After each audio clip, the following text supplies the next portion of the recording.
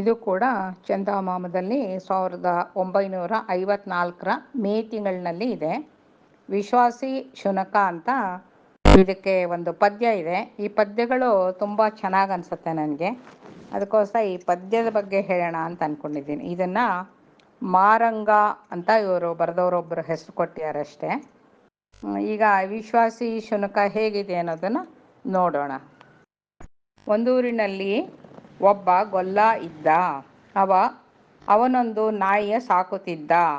ಆ ನಾಯಿ ಮೇಲೆ ಬಲು ಪ್ರೀತಿ ಇಟ್ಟಿದ್ದ.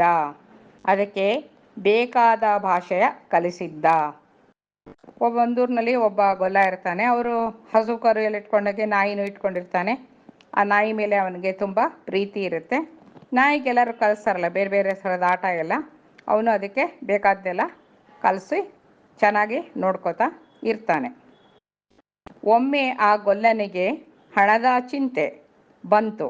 ಎಷ್ಟೇ ಯೋಚಿಸಿ ತೀರದಂತೆ ಕಡೆಗೊಂದು ದಾರಿಯ ನೋಡಿಕೊಂಡು ಬೇಗ ನಡೆದನು.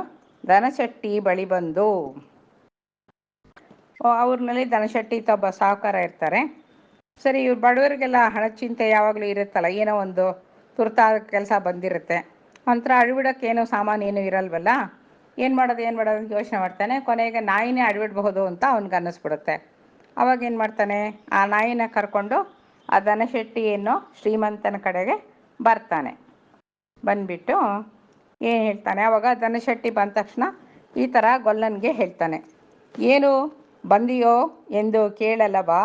ಗೊಲ್ಲ ನುಡಿದ ತನ್ನಯ ಬನ್ನವೆಲ್ಲವ. ಅದಕ್ಕೆ ಹೇಳಿ ತಲೆದೂಗಿ ದನಶೆಟ್ಟಿ ಎಂದ, ಹಣಕ್ಕೆ ಜಾಮೀನೇನು ಹೇಳ್ಗಟ್ಟಿ. ಸರಿ, ನನಗೆ ಈ ಥರ ತುಂಬ ಕಷ್ಟ ಇದೆ, ಸ್ವಲ್ಪ ದುಡ್ಡು ಬೇಕು ಅಂತ ಅವನು ತನ್ನ ಕಷ್ಟಗಳನ್ನೆಲ್ಲ ಇವನ ಹತ್ರ ಹೇಳ್ಕೊಂಡ, ಶ್ರೀಮಂತ ದನಶೆಟ್ಟಿ ಹತ್ರ ಹೇಳ್ಕೊಂಡ.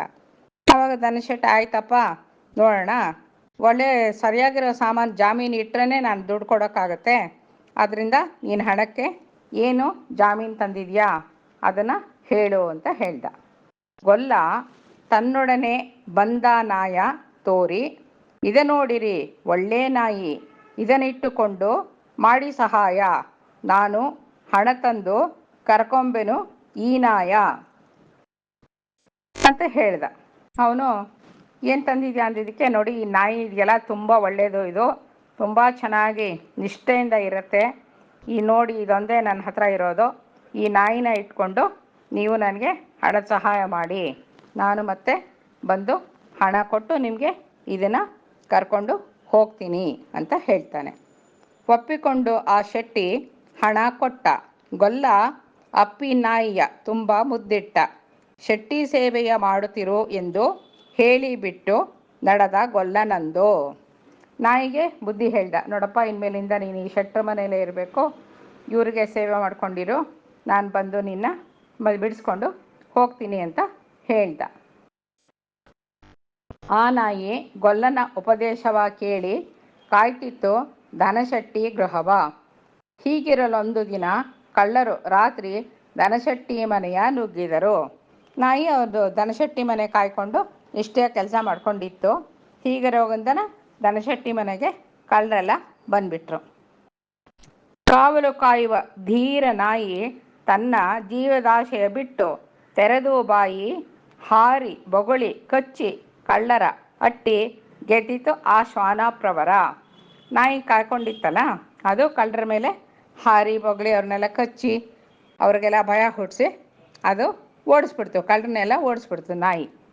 ನಾಯ ತುಂಬ ಮೆಚ್ಚಿ ದನಶೆಟ್ಟಿ ಅದ ಬುದ್ಧಿಸಿ ಹೊಗಳಿದ ಮೈ ತಟ್ಟಿ, ನನ್ನ ಧನ ಪ್ರಾಣ ಉಳಿಸಿದ ಶುನಕಪ್ಪ, ನಿನ್ನ ಒಡೆಯನ ಋಣ ಹರಿಸಿದೆಯಪ್ಪ.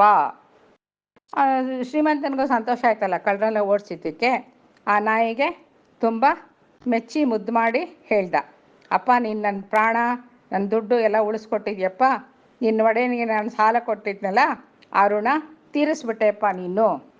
ನಿನ್ನುಪಕಾರಕ್ಕೆ ಲಕ್ಷ ಬೆಲೆ, ಇನ್ನು ಗೊಲ್ಲನ ಋಣವೆಲ್ಲ ತೀರಿತಲೇ ಎಂದು ನಡೆದನೆಲ್ಲ ಲಿಖಿಸಿದ. ಚೀಟಿ ನಾಯ ಕಂಠಕ್ಕೆ ಕಟ್ಟಿ ಕಳಿಸಿದ.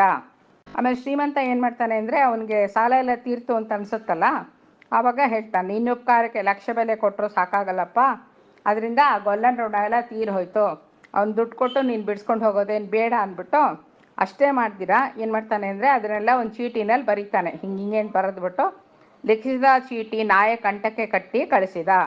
ಅದನ್ನು ಕೊರಳಿಗೆ ಆ ಚೀಟಿನ ಆ ನಾಯಿ ಕೊರಳಿಗೆ ಕಟ್ಬಿಟ್ಟು ಅದನ್ನು ಕಳಿಸ್ಬಿಡ್ತಾನೆ.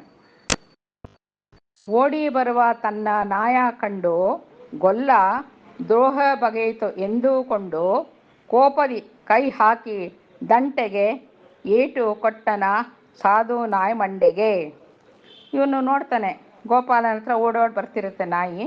ಆವಾಗ ಅವನಿಗನ್ಸುತ್ತೆ, ನೋಡಿಯಾ ನಾನು ಬಂದು ದುಡ್ಡು ಕೊಟ್ಟು ಬಿಡಿಸ್ಕೊತೀನಿ ಅಂದರೆ ಇದು ಹಿಂಗೆ ಓಡಿ ಬಂದುಬಿಟ್ಟಿದೆ, ಕಳ್ತಪ್ಸ್ಕೊಂಡು ಓಡಿ ಬಂದಿದೆ ಅಂತ ಅವನು ಕೋಪದಲ್ಲಿ ಏನು ಯೋಚನೆ ಮಾಡ್ತೀರಾ ಆ ನಾಯಿ ತಲೆ ಮೇಲೆ ಪಟಾರ್ ಅಂತ ಒಂದು ಕೋಲ್ ತಗೊಂಡು ಹೊಡೆದು ಬಿಡ್ತಾನೆ. ಏಟು ಕೊಟ್ಟನ ಸಾಧು ನಾಯಿ ಮಂಡೆಗೆ.